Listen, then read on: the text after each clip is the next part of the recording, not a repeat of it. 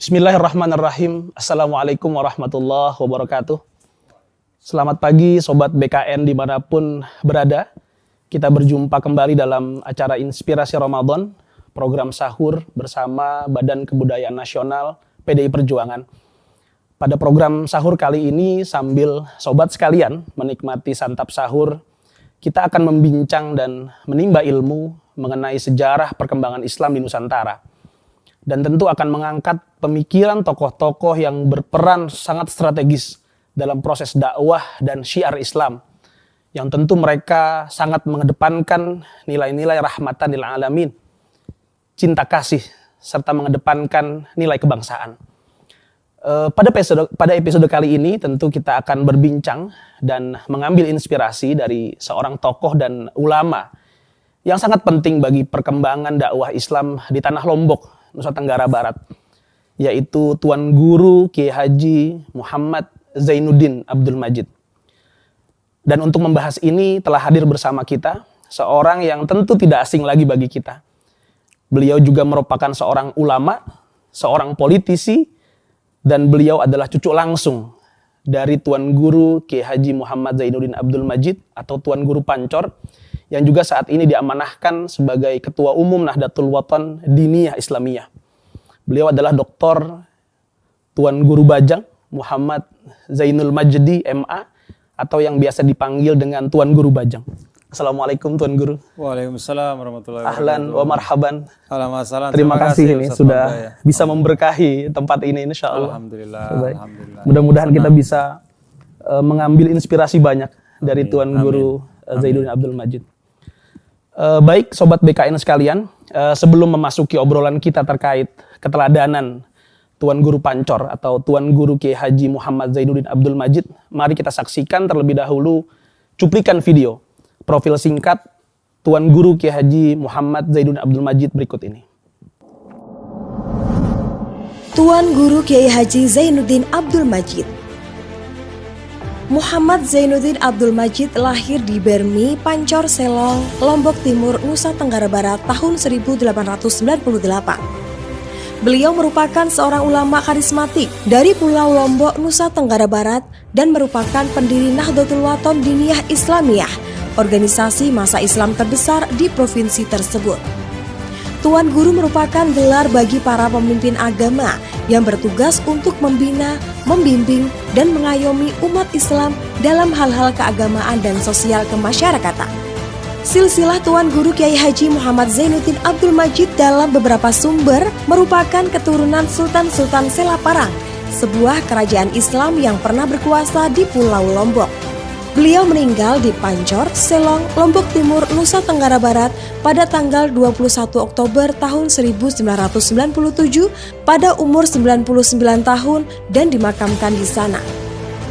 Guru-guru beliau diantaranya Tuan Guru Haji Syarafuddin, Tuan Guru Haji Muhammad Said, Syekh Muhammad Amin Al-Qutbi, Syekh Salim Rahmatullah, Syekh Hasan Muhammad Al-Masyad. Tuan Guru Kiai Haji Zainuddin Abdul Majid merupakan pelopor kemerdekaan Republik Indonesia di Lombok dan menginisiasi gerakan Al-Mujahidin dalam upaya mempertahankan kemerdekaan Republik Indonesia. Beliau juga mendirikan Nahdlatul Watan Diniyah Islamiyah yang memiliki peran penting dalam penyebaran agama Islam dan pertumbuhan nasionalisme di NTB yang sampai hari ini telah memiliki banyak lembaga pendidikan dari tingkat dasar sampai perguruan tinggi. Beliau juga ditetapkan sebagai pahlawan nasional pertama dari Nusa Tenggara Barat. Sobat BKN sekalian dimanapun berada, kembali lagi bersama kami dalam episode Inspirasi Keteladanan Tuan Guru Kiai Haji Muhammad Zainuddin Abdul Majid bersama TGB Zainul Majdi. Dokter, untuk pertanyaan pertama mungkin terkait dengan peran atau inspirasi Tuan Guru Kiai Haji Muhammad Zainuddin Abdul Majid. Beliau kita kenal sebagai pelopor berdirinya Nahdlatul Watan Diniyah Islamiyah.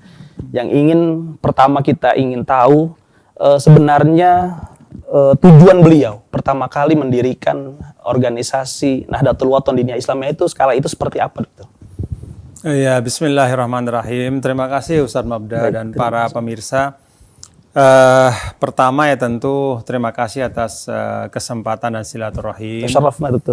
Dan memang saatnya kita memang memperbanyak mengambil inspirasi ya dari tokoh-tokoh kita, dan tokoh-tokoh itu bukan hanya ada di Jakarta tapi di seluruh penjuru tanah air. Salah satu di antaranya Maulana Syekh. Kami menyebutnya itu Maulana Syekh. Tuan Guru Kiai Haji Muhammad Zainuddin Abdul Majid. Ketika beliau pulang dari Mekah ya, beliau kemudian langsung beberapa saat setelah melihat situasi dan kondisi yang ada, beliau sampai pada kesimpulan bahwa dakwah yang paling prioritas adalah membangun sekolah. Baik. Jadi pendidikan. Dan untuk itu beliau bahkan sampai katakan mengorbankan ya posisi atau peran pada waktu itu sebagai khotib dan imam. Jadi ada kisah di mana beliau diultimatum oleh masyarakat untuk memilih antara mau tetap jadi imam dan khotib sholat Jumat gitu ya, atau mendirikan sekolah. Baik. Nah, beliau memilih untuk tetap mendirikan sekolah karena dalam pandangan beliau mendirikan sekolah bagi beliau itu fardu ain, wajib gitu, karena nggak ada lagi yang lain yang bisa melakukan itu. Baik. Sedangkan menjadi imam dan khotib itu fardu kifayah. Fardu kifayah. Bisa diganti sama yang lain gitu. Nah, kemudian beliau mendirikan Nahdlatul Wathon Diniyah Islamiyah, sekolah pertama 1937. Nah, dikhususkan untuk laki-laki. 6 tahun kemudian 1943 beliau mendirikan Nahdlatul Banat Diniyah Islamiyah, sekolah yang dikhususkan untuk perempuan. Nah, kalau ditanya maksudnya apa sih, visinya apa? Itu istilahnya visi itu dicerminkan dari namanya. Baik. Jadi kata Nahdlatul Wathon Diniyah Islamiyah. Nahdlatul itu pergerakan, kata beliau, wathon itu tanah air. Diniyah itu memang basisnya nilai-nilai agama, secara spesifik adalah Islam. Baik. Nah, karena itu kemudian antara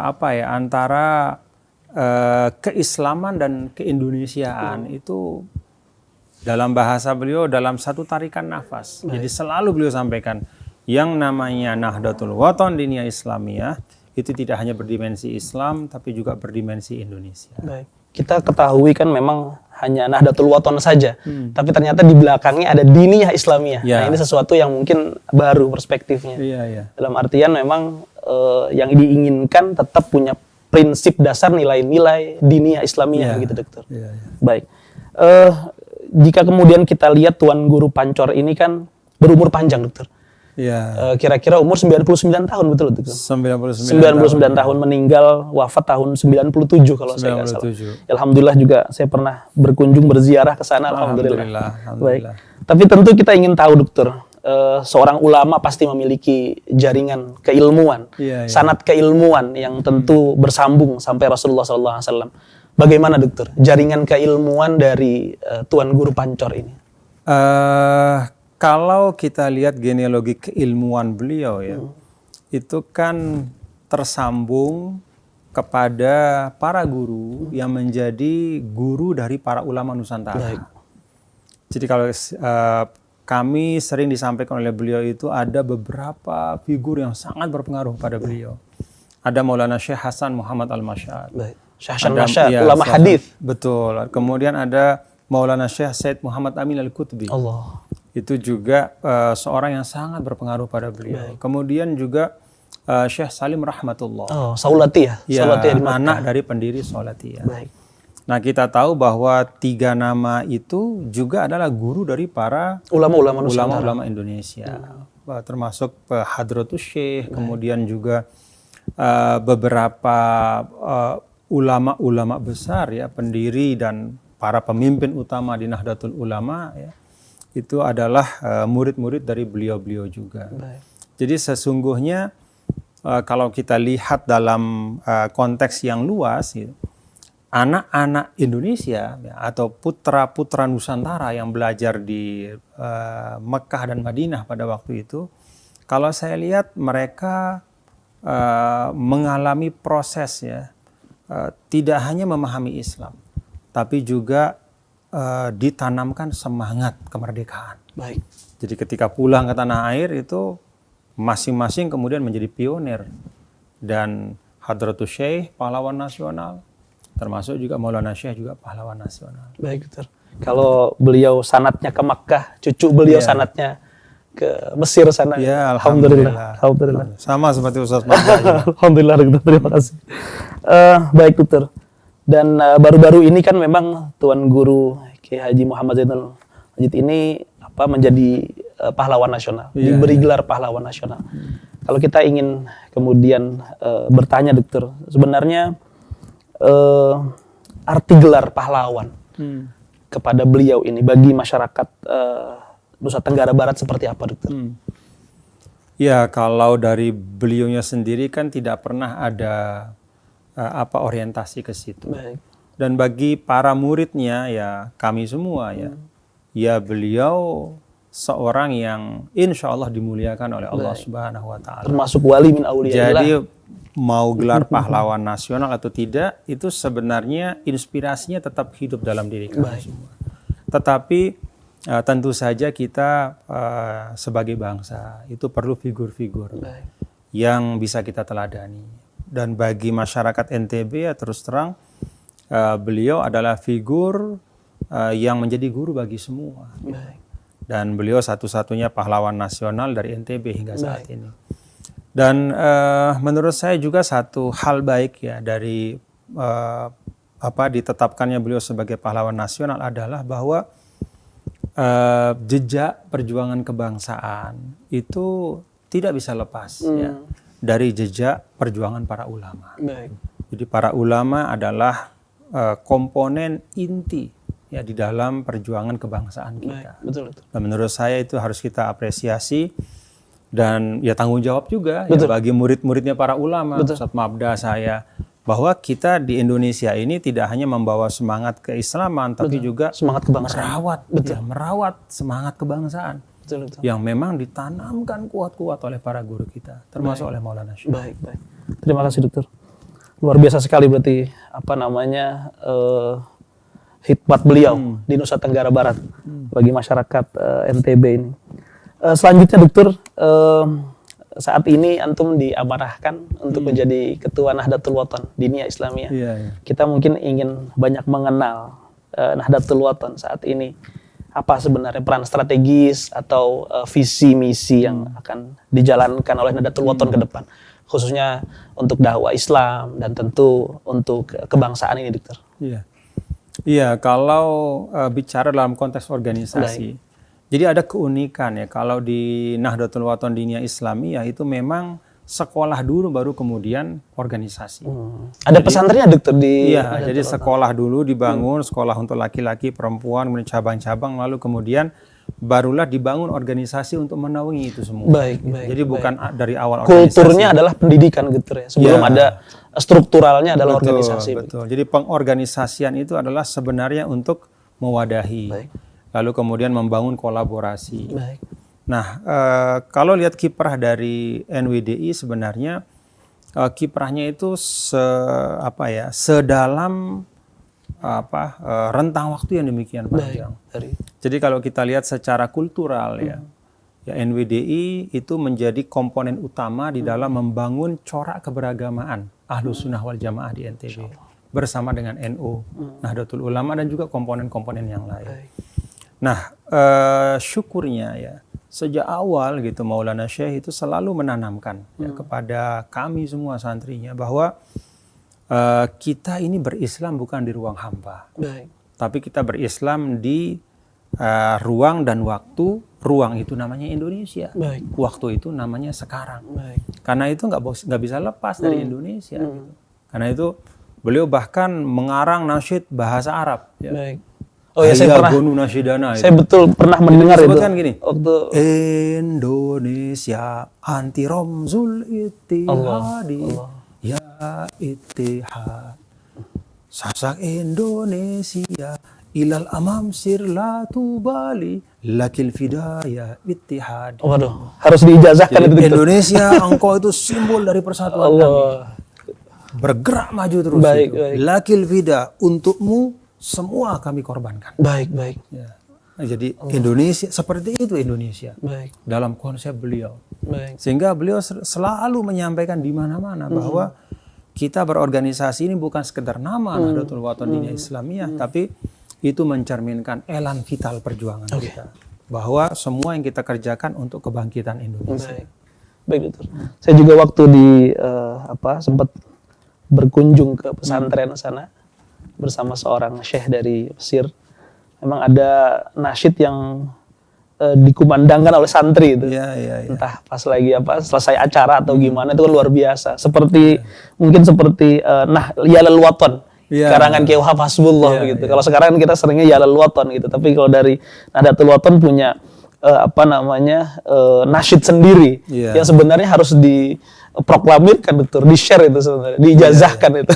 Ya, itu menjadi tradisi untuk kita semangat. Betul. Karena itu memang nasyid perjuangan. Baik, dokter.